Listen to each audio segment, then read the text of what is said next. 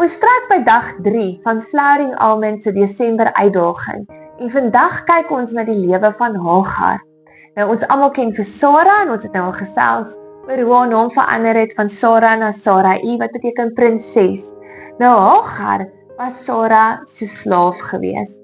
Nou om in konteks te bring, dit klink verskriklik wanneer ons sê slaaf, maar in daardie tye het 'n vrou nie vreeslik baie waarde gehad en jou doel was hoofsaaklik om jou kinders op te voed, hulle groot te maak en vir jou man 'n nageslag te gee. So vir Sara was dit baie sleg want sy kon nie dit wat die Here beloof het vir hulle voorlê, kon sy nie vir haar man gee nie, alhoewel daar beloftes op haar lewe gerus het. Hagar het elke dag saam met haar gewandel, elke dag saam met haar getrek, soos wat hulle 'n nomadiese bestaan geleef het op pad na die beloofde land wat die Here gehad het vir hulle. Hagar was die een wat gehelp het om kos te maak en dit was dan ook Sara se vertroueling gewees, die vriendin wat sy met haar hele lewe vertrou het, met wie sy gesels het, by wie sy gehuil het. Sy was meer as net 'n slavin gewees, glo ek met my hele hart. En vandag het ek, om dit in konteks te bring, toe ek dorp toe gaan, voel ek my handsak is geweldig swaar. En ek kan nie verstaan nie, want die handsak is net so groot. En ek weet my beursie is daarin, my selfoon is daarin en 'n paar ander dinge. Maar ek kan nie verstaan hoekom voel hy swaarder as normaalweg nie. En toe ek my handsak so uitpak, sien ek, aha, daar's 'n klip in my handsak.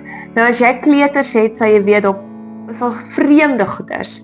In jou rugsak of in jou sak of tussen die banke, in jou kar sal daar opduik. Nou my dogtertjie het 'n klip vir my versier en dit in my handsak gesit. En toe ek die klip uithaal, toe staan 'n dadelike verligting in my handsak. Nou hele Hagar se lewe was so. Hagar was die heeltyd getrou. Sy was die een wat die vertroueling was, wat haar beste gegee het. Selfs toe Sara vir haar vra om saam met haar man gemeenskap te hê, het sy nog steeds getrou gedien aan dit wat Sara gesê het. Sy het hom met haar lewe gedien. En julle ken die verhaal soos wat dit aangaan en julle kan gerus gaan lees in Genesis 21 en ek gaan 'n stuk daarvan lees ook hoe dit uitgespeel het en wat verder gebeur het.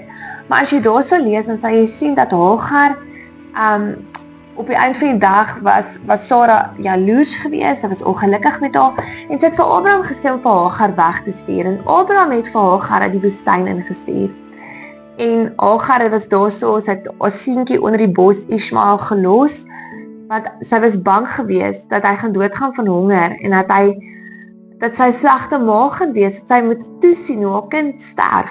En sy het een kant gaan sit en die engel van die Here het aan haar verskyn en vir gesê, maar Hagar, hierso, ek is hier by jou, die Here gaan vir jou sorg, hy gaan vir jou nageslag gee, gaan haal jou kind. En hy het haar oë laat oopgaan om die put water te sien. So daai stukkie kan julle gerus gaan lees in Genesis 21. Nou hoe vat ons dit terug na die klip in die handsak toe? Hagar het ook swaar gedra. Sy het swaar gedra aan daai gevoel van teleurstelling in mense. Kan julle dink hoe sy gevoel het teenoor Abraham, teenoor Sara? Daai al die jare wat sy getrou was en ten spyte van die feit dat sy getrou was, dat sy weggewerp was, dat sy nie raak gesien was nie. So die klip wat sy moes dra, was daai gevoel van sy word nie raak gesien nie, sy word nie erken nie. Maar vandag se boodskap voel ek is vir baie mense wat vandag voel, jy word nie raak gesien nie, jy word nie erken nie. Dit wat jy insit is nie wat jy uitkry nie.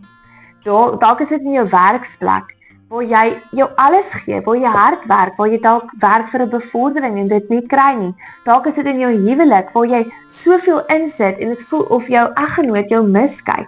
Dis dalk in 'n vriendskap, waar jy soveel in jou vriendskappe inploeg, maar jy kry nie dieselfde uit nie, jy word misgekyk. 'n Ander vriendin of 'n ander vriend sal altyd genooi word, maar nie jy nie. Jy is die een wat misgekyk word. En dit is wie Hagar was. Dis daai klip in die handsak. Maar wat die mooi is ten spyte van die feit dat Hagar daar in die woestyn alleen was, wat sy moes gevoel het sy moet toekyk hoe haar baba doodgaan, al wat sy oor het, haar seentjie. En Ismael was nou al 'n bietjie groter geweest, maar sy moet toekyk hoe haar kind doodgaan. En daarso het die engel van die Here na verskyn. En die Here was getrou om vir haar te sê, maar daar is hoop. En hy het beloftes oor haar lewe. En net so wil die Here vir jou ook sê, dat daar is hoop vir jou. Daar is beloftes oor jou lewe.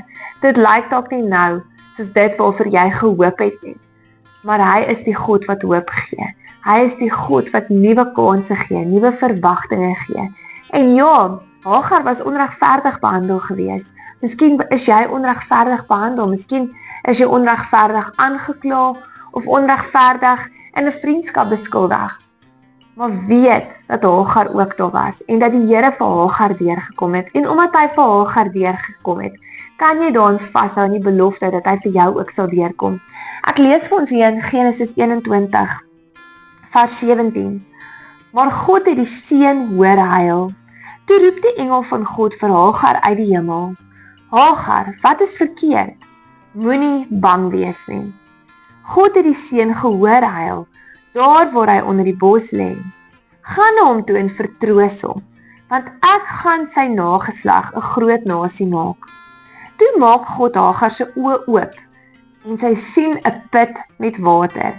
Sy het haar watersak vol gemaak en vir die seun water gegee om te drink. God was met die seun. En so gaan hy dan nou aan, hè.